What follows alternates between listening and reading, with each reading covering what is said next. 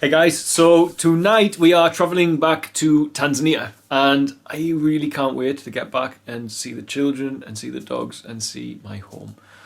I love seeing my family and I love being back around with my brother and my mother, my father, my grandfather, my nephew. And it's also nice to have some of the easy things that you can do.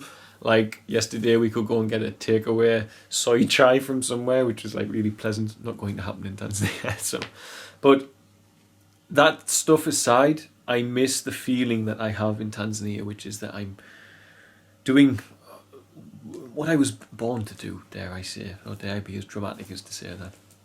And it's a feeling I can't get when I'm here. I'm always trying to do little bits and bobs on the laptop, and it doesn't quite feel right. It doesn't quite feel the same when you're not there, shall we say.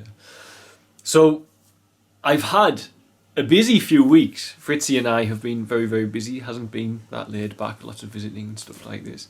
And some of the things that I've done that I haven't mentioned, and I'd like to mention it now, is first thing, I've spent time with my nephew. And I love doing that because I've seen so little of him. And I think all of you know I love children, so to not see my own nephew growing up is one of the sacrifices I've had to go through to be able to build Feather's Tail.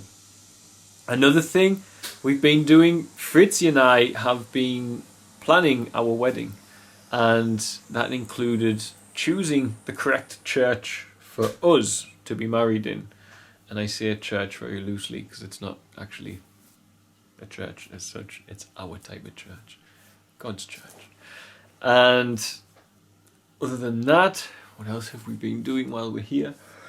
Lots of running for me, actually. Been doing lots and lots of running. Spending time with my grandfather, who I love dearly and I miss dearly, and he's getting old now, shall we say, so it's difficult to come home and see the new ailments that everybody's facing. We have also been preparing a few things, and having more time to myself has allowed me to have more communication with God. And he has shown me very clearly many different things that need to happen. And I know that 2017 is going to be a very big year for us. It's going to be an exciting year for us. I can already see certain persons coming into our life over the last few months who are going to help us to make that change. I've had a very interesting meeting on Skype with another charity, which is trying to give something back to the world from, would you believe, the dance scene and the nightclub scene, which is an unusual thing for me because I've always spoken, as you know, where I say, wouldn't it be great if the people inside the nightclubs every weekend would back it off a little bit because the amount of money that's spent there, and then go out and help the world in another way. So that was quite interesting and exciting for me. And we have had a trustee meeting, and in our trustee meeting we finally did something which is going to be major for us. We have finally registered our charitable cooperation, Share Tanzania, in the UK. I had a UK charitable trust that I was using, but now we have Share Tanzania, which what I originally always wanted everything to be called was Share Tanzania. From there, with Share Tanzania, once we have the new bank account open, which has all been done as well whilst I'm back in the country, then we can change the name of the NGO. At present, our NGO is registered as Village to Village because I took it over. And I want to change everything and give it a fresh start as Share Tanzania. So the UK charity is Share Tanzania. The Tanzanian NGO is Share Tanzania. And underneath there are the projects that Share Tanzania supports, creates and manages, which will be Feather's Tail Children's Village, Uchira Children's Fund, Angels Gate Rehabilitation Centre for Street Involved Children, and Kilimanjaro Animal Rescue up to now. As we know, you never know in Tanzania what's going to happen. This time last year, if you told me I was going to take on a centre for street involved children, I'd have said that's not going to happen, but here I am, and we did indeed do that, so thanks to you guys and a lot of prayer. So who knows what 2017's got in store for us, but I just get the feeling from all God has shown me there's going to be a big year. And at the same time, I'm going to keep my level best to try and create better online content, because I owe the growth of everything we're doing to the YouTube channel and to the Facebook. And one of the problems I've been having, I'm going to share this with you in this video as well, quietly behind the scenes, I got so tired at the end of last year, so tired with everything. You put down a simple task in front of me and I was confused by it. It was getting very difficult for me. And one point where I became concerned about this is we had a new child come. And normally when a new child comes, my immediate thing is to go and see the child and to spend time with them and to get to know them and see who they are, what their problems are. And they came to tell me, we have an emergency, there's a new child coming to stay. And the child lived with us for a day and a half before I'm living in the same place, before I even went and my skin touched that child's skin. Like, it was a day, maybe close to 2 days, whilst the child was living there, and I didn't go. And I didn't go because I was just too tired to do it. I had too much happening and I was too tired to go and greet a new child into our family. And this bothered me deeply, and it has bothered me. And I was saying to God that maybe there's a change going on in me and I don't know what's going on, and how can I do that? This is the core reason I'm here, is for these children. I didn't even, and I felt reluctant to go and see them, and it's just because I was tired. I'm human and I got tired. And God has shown me by leading me to someone who used to teach me yoga, actually, and I haven't spoken to them for years, but they made a video, and this video was about how you must give to yourself first before you can give fully to others.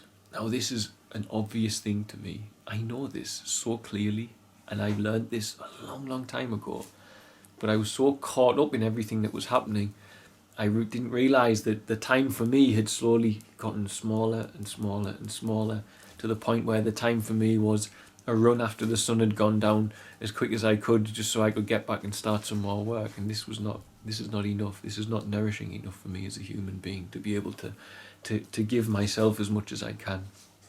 So for the new year, on a personal note, I have plans to ensure that we restructure things in Tanzania so as I have more time and I have less people coming to me and I have less decisions to make. I want to pass on more decision making to this team and the staff, and in doing that, hopefully I'll be able to give more of myself and give it in a more quality fashion, and that'll include the stuff that I put on social media, I presume. So off we go, leaving England, and I have done all of those things.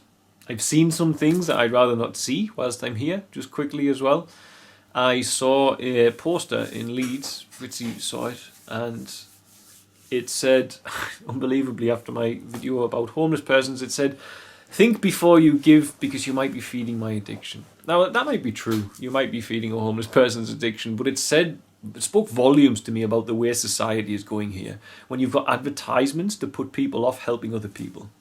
Instead of saying, think before you give me some money, maybe rent me a room for the night, maybe get to know me and see if you can help to change my life. Maybe you can help me find a job. Maybe one of your friends can employ me. Maybe you and your friends can get together and give enough money to me instead of going for a night out every single weekend of the month for me to be able to rent a home and start looking for work myself. No, just don't give it to me because I'm a drug addict, probably or possibly, is what the advert said. And this speaks volumes about the way it's going, guys, and it needs to shift. And because of that, I know I feel I want to put as much positivity into everything that I'm doing as possible, and back into those who are watching from the Western system.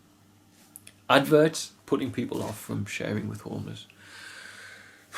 I mean, it does so many things on so many levels, but those are not real charities, guys. I'm sorry. That is an organisation seeking funds, because what they're doing as well, they're saying, don't give it to a person on the street. If you really want to help them, give to us, the charity.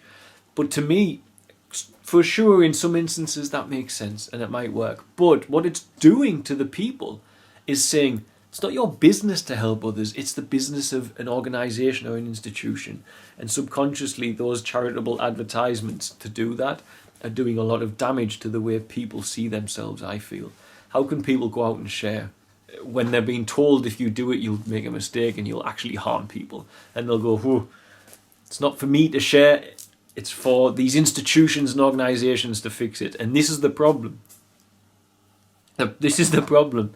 Because ultimately, those charities started presumably with a person trying to share. Or sometimes they started with a person wanting to find tax loopholes for their profits.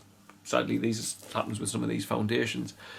Other foundations are started because persons want to create some sort of agenda and goal on the planet in the guise of helping others. But most charities do start with a person wanting to help another person. And to put people off from wanting to help another person, for me, is ridiculous. What these charities should be saying is, you know what, don't give us your money.